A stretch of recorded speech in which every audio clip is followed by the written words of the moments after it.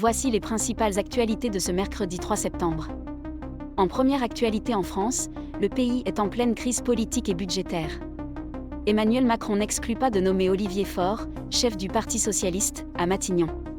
Celui-ci s'est dit à disposition du président.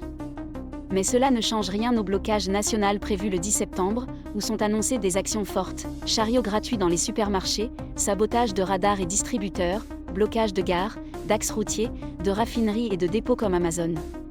Louis Boyard et d'autres personnalités appellent à bloquer aussi lycées et universités.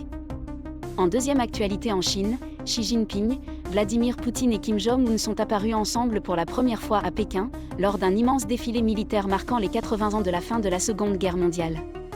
Plus de 10 000 soldats, missiles hypersoniques, drones furtifs et sous-marins fonctionnant sans pilote ont été présentés. La Chine et la Russie ont aussi confirmé la relance du gigantesque gazoduc Power of Siberia 2, long de plus de 7000 km. Un projet titanesque qui représente une mauvaise nouvelle pour les États-Unis et l'Europe. En troisième actualité en Palestine, Israël a lancé une opération terrestre et envahi Gaza.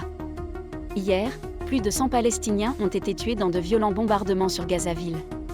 On estime que 21 000 enfants vivent aujourd'hui avec un handicap à cause de la guerre.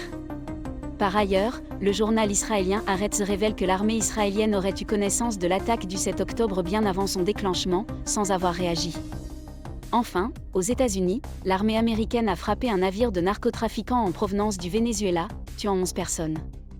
Une démonstration de force contre le Venezuela, avec qui les tensions montent encore. De son côté, Donald Trump a fait une conférence de presse pour affirmer qu'il est en bonne santé, malgré les rumeurs sur son état. Abonnez-vous pour suivre l'actualité.